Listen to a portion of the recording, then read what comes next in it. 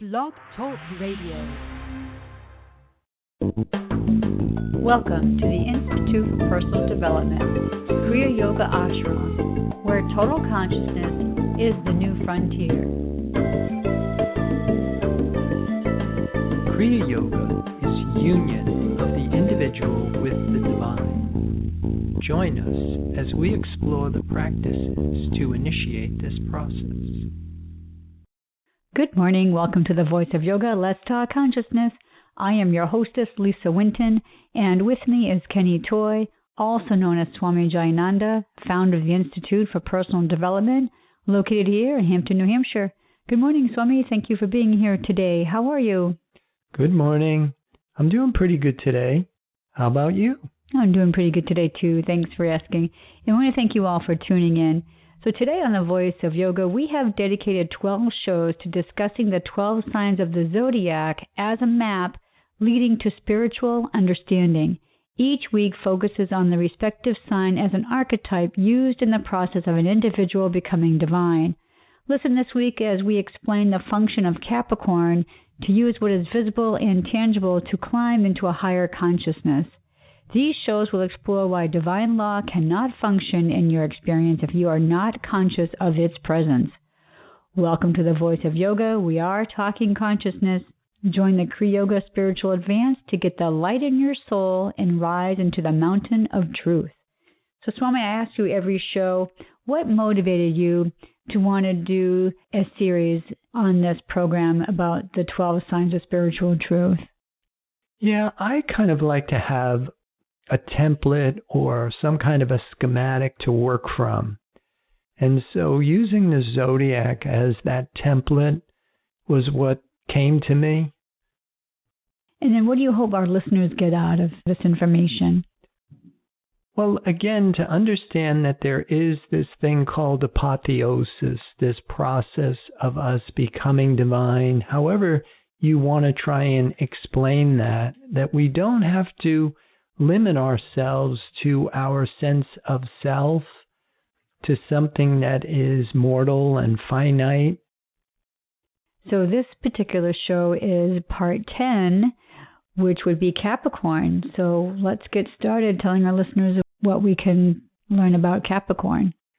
Capricorn is cardinal Earth. This makes it the fourth cardinal sign, and it is the third Earth sign. And in this respect, it is the high point of the Zodiac because it is the final cardinal sign, and also it is the completion on the Earth signs. The end of Earth and the end of creation, symbolically. And the end of Earth really implies the beginning of spiritual understanding, and even the concept of the end of creation. Because God's work is finished now. This ongoing appearance of things being born and dying is really part of a concept of the true creation that took place in its original format. And divine work is complete, it's fulfilled. And it's just a matter of us now attuning ourselves to it. So when we talk about the end of the earth or the end of creation, I think most people associate that with Revelations meaning the end of the world, but really that just is symbology for just the end of a certain level of consciousness, right? Yeah, but it's also the beginning of the new consciousness, the new earth. It's the beginning of divine awareness, the awakening out of the illusion of being finite and mortal. What comes to my mind is like the age of Aquarius, which I think is what we're in now. Is that what you mean? We're going to go into the next age, so therefore do we expect different levels of consciousness? The concept of the new age is when we are changing the ascendant on the world chart. Again, that's a good way of diagramming or cataloging the concept of time based on the appearance of the movement of these celestial bodies. But again, it's a way of holding information together and giving things a better template for understanding them. Now, in other shows, we have talked about the key phrases and affirmations for each sign. Can we spend some time in talking about that for Capricorn? Yeah, the key phrase for Capricorn is I use. And the affirmation that we use typically, especially when we're doing salutations, is I am obedient. Again, here we're trying to learn the benefit of allegiance to divine law by forsaking the appearance of the five material senses and accepting only the perfection of being, which I think would be a real stretch for anyone in today's socialization and in our more material understanding of reality. But it's also the only way that we are going to get beyond the limitations that we have accepted by using the material as our template. So with the key phrase for Capricorn being I use, I guess my curiosity is that as technology gets more and more sophisticated, people are thinking maybe that the I use is I'm going to use all the tools that are available to me, including the newest technology. And of course, that would be a material trap, I would think. Yeah, I agree that we really kind of rely on the testimony of our senses. In fact, it was just a couple of days ago, I was having a conversation with someone, and they were telling me that X-rays don't lie. It struck me almost immediately that it's a very different base of operation. When you think that the material is real and you try and figure out life from the material appearance of things, is where it does start to fall apart. But if you rely on the sustaining infinite, if you have a belief in what is invisible and intangible, man says, show and I will trust. God says, trust and I will show. And so if you want to continue to be under the jurisdiction of the law of karma, and you continue with a belief in two powers, then that's your choice.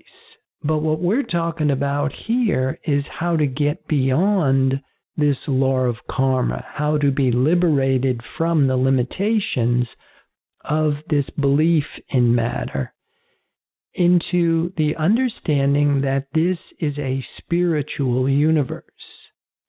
Spirit can only function in itself. So this process of the individual becoming divine is critical in being able to experience the benefits that come with spiritual identity. But you have to trust, and you have to know the difference between material and mental identity and true spiritual identity. What we have been saying in these shows, if you're not healing the sick, reforming the sinner, raising the dead, then you do not understand yourself spiritually. And so with that on the table, then you really have to start to grasp the idea that we're talking about. And you have to follow the instructions that are given by those people that were out there leading the way. People like Mary Baker Eddy, people like Joel Goldsmith and Herb Fitch, people that had a track record of being able to demonstrate divine law with scientific certainty. And then when you have that to motivate you, then it's a matter of being able to follow the instruction. Because I always think about what Mary Baker Eddy said, felt ye the power of the word. That this isn't just something that you talk about, that it is really something you demonstrate. In fact, Bicknell Young says it necessitates demonstration. That the Christ, this knowing of this truth of being, necessitates this command of healing the sick, reforming the sinner, raising the dead. When you were talking about being spiritual, I just remember people saying that, well, I'm not religious, I'm spiritual. And I think that there's so much more to that word than what people really do think. Well, I think there's more to that word religious also than what most people think, because religion means to relink, just as yoga means union, that it is this union of the individual with the divine that activates this divine law. But it's one thing when we're talking about it and we think we're being spiritual, but we're not under the protection of divine law, which is what religion kind of did to it, because they took the concept of heaven from being right here, right now, to something that you had to die to get to. And even though the language is 100% true, that we must die to this personal sense of I in order to walk in the kingdom of heaven on earth now. But we're referred to the appearance of this mortal creature that we believe in. But that's what we really have to let go of in order to rise into the understanding of this truth of being that Scripture is pointing for us. I was listening to a Herb Fitch lecture earlier today, and he was talking about that when you look at a person, place, or thing and you call it something and not recognizing it as God is over here and God is over there, and you call it a dandelion or something like that, he says, then you are an atheist. And I just thought that was really interesting, and I wanted to get your take on it. Yeah, because we have a belief in the many and not a belief in the one. And in truth, God is the only principle in creation. And so we, in our ignorance, have accepted the simple fact that there is something other than this one divine life. And so in our acceptance of that, we fall out from under the government of it, and we now believe in something other than this truth of being. But the unfortunate thing is that we're not under the protection of it. Now, that's going to be a hard pill, I think, for people to swallow, to make that necessary leap. And I guess I'm going to say a leap of faith, to have to forego their judgment. And that's been tough. It's been tough for me to do 24/7. Yeah, I'm guilty as charged as well. I'm not one who is demonstrating divine law with scientific certainty. I am finding in incremental revelations that it works. The more I start to rely on it, the more I start to understand, because it is such a departure from what we were socialized with. But to purify yourself of all these erroneous concepts and beliefs and human theories is where I've been really putting most of my effort. But in the framework of doing that, by getting that out of the way, it enables the truth of being to start to little by little reveal itself. And as you start to get these little insights, it becomes very encouraging and motivating, especially when you are overcoming a condition and you have tangible evidence of what it is that you're doing, and you're starting to see that this is more of a science than it is just guesswork.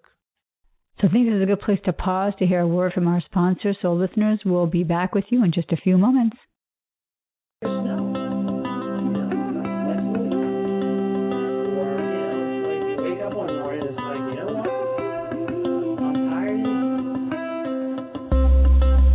Kriya Yoga Theory 2 is a unique and revolutionary practice and forum designed to facilitate the growth process in human development. Apotheosis is a real experience and has an evidence procedure.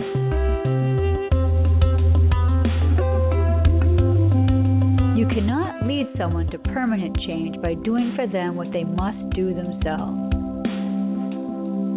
Personal accountability and responsibility are the foundation of Kriya Yoga Theory 2. You must be engaged and devoted. Prana power brings virtue to overcome fear, wisdom to overcome ignorance, purpose to overcome selfishness, enthusiasm to overcome laziness. Kriya Yoga is a path of action, knowledge, and devotion. These sessions are a celestial positioning system to guide the individual into union with the divine. For more information or to sign up for your next session online, go to www.ipdtransform.com. Namaste.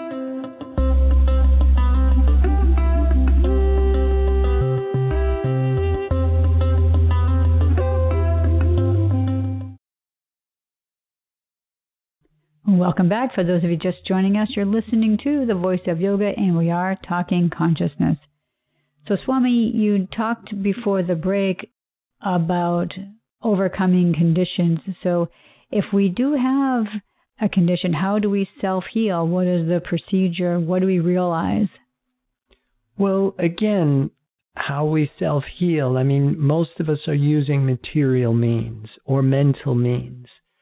But if you really want the truth, the whole truth, and nothing but the truth, then you want to try and employ spiritual means. And that's very different than, say, for example, using massage therapy or chiropractic adjustments or even medications or even vitamins or minerals. It's very different than using positive affirmations or positive thinking, creative visualizations.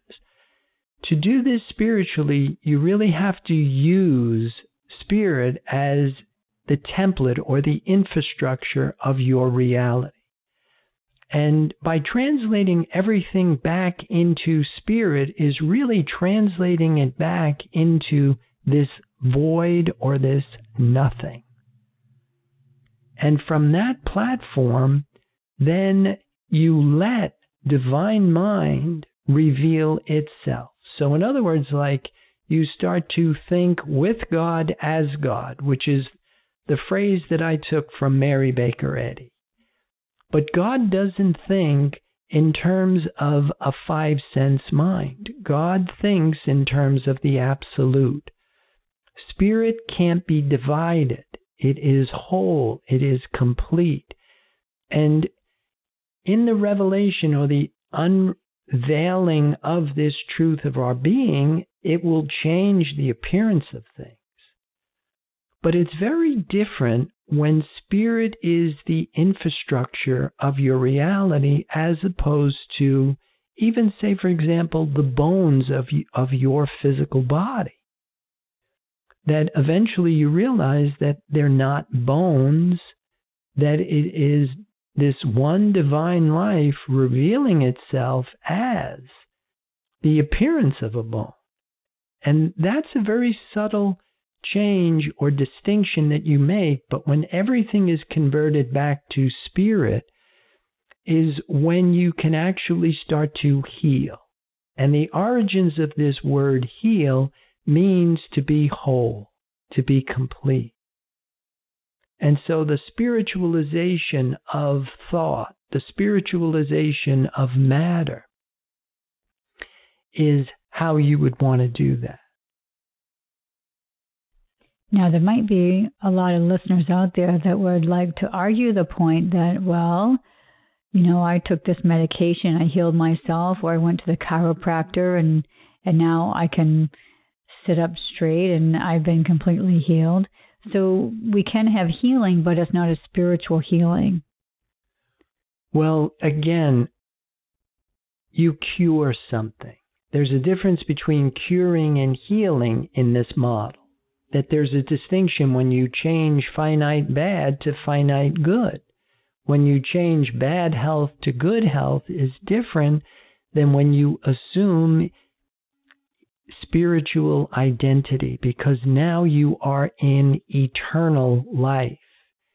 You are now in the changeless state of being. It's not good that can become bad. It is absolute good. It is absolute health. And so there is a distinction, but everything's going to be determined by your means. Like attracts like that we talk about, that if you use material means, you will be under material law. If you use mental means, you will be under mental law, which is the law of karma. And what we're really looking for here is liberation from this law of karma, and we want to be under the divine law of life. And the only way that we can get there is by assuming spiritual identity. Well, usually about this time in our shows, we talk about Alice Bailey's The Labor of Hercules. So let's talk about the labor that Hercules did for Capricorn. Yeah, in her book, she assigns the slaying of Cerberus to Capricorn, which is, it requires the descent into Hades, and Cerberus is the dog that guards the gates of hell. And Hercules figures it out because Cerberus is a three-headed dog. And the three heads symbolize sensation, desire, and good intentions, according to Alice Bailey. And by grabbing the middle head, which was that of desire, he's able to overcome Cerberus. And so what should we learn from that? Well, it's what I think what we've been talking about in a lot of these shows, that whatever it is that we desire is going to determine our fate. That if we desire things that are visible and tangible, we will be of a low animal nature. If we desire that which is invisible but tangible, we will be of an equally low human nature. But if we desire that which is invisible and intangible, we will be of a divine nature. And the divine nature is what enables us to move from the material appearance, the mental appearance, into spiritual selfhood. So Hercules just took kind of desire right out of the picture.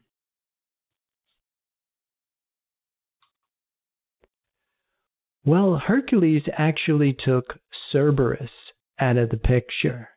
And Cerberus, again, is another one of those imaginary creatures, which, again, it is symbolizing this concept of a false identity. And typically what we don't understand for the most part is that the testimony of our five senses is a false identity.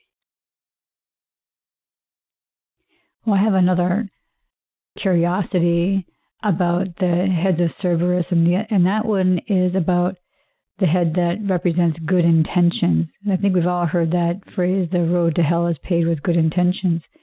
So we should learn from that not to expect any rewards for our good behaviors. Well, I think that is part of it, but we also should understand that it's not really about conduct. That this, I want to say, concept or belief that has come out of religion. It's all about being rewarded for your behavior. Isn't really how this plays out.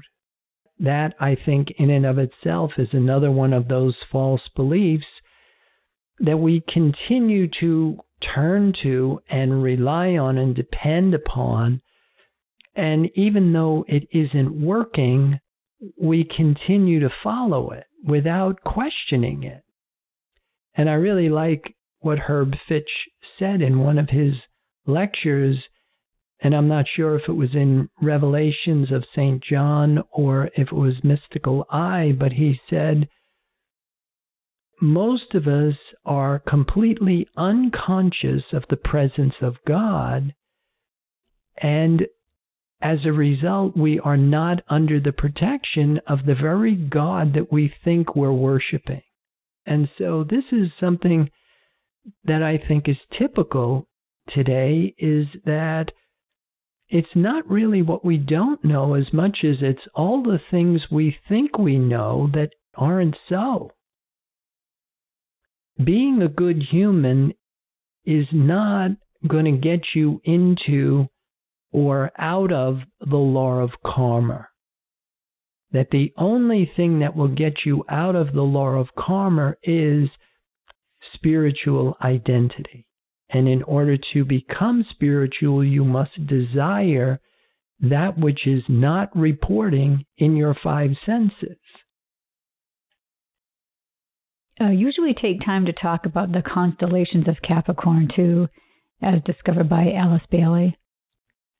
Yeah, the first one that she uses is Sagita, the arrow, and the Hebrew meaning is the desolate one, which I think is a symbol that the gate to truth is very narrow.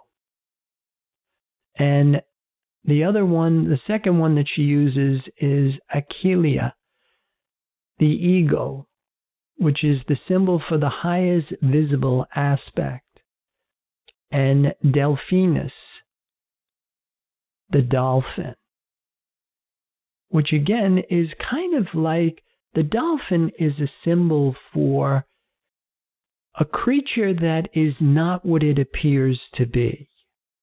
That the dolphin is in the water, and most of us would think that that was a fish, when in fact it really is a mammal. And so this concept of being something other than what you appear to be is very helpful in this understanding of ourselves, that we appear to be a physical mortal creature, but in truth we are an eternal spiritual being. So we have to really do what you say, and that is to think differently. We have to think differently of how we see ourselves. Right, and we have to let go of the mortal and start to assume the immortal. We have to let go of the form, and we have to assume the formless. And for a lot of us, I think that's a little bit of a stretch, and especially when we're coming up against the collective consensus, the world mind, which has really polarized on the Western scientific model and the belief in matter. Well, I think we should start closing down our show for today. So listeners, please visit the websites www.ipdtransform.com, and then once you're there, on the home page, you can scroll down about 3/4 of the way down. You'll see a section entitled Swami Says Recent Posts, and you'll see this show listed there, as well as others you can click on to further your spiritual development. And also, to continue learning, you can also access Swami's free webinar that he does every Wednesdays at noon, and you can get that through the online classes tab. So, Swami, do you have any other final thoughts about today's program? Well, I would like to encourage everybody to be obedient to the presence of this invisible, intangible source of sustenance, and pierce through maybe the limitations of even your own skeletal system, and relying totally on this sustaining infinite. And with that, I wish everybody a good day. Namaste. Thank you for listening to our program, The Voice of Yoga. This is Lisa Winton, along with Swami Jayananda, signing off. Have a wonderful Kriya Yoga kind of day. Namaste.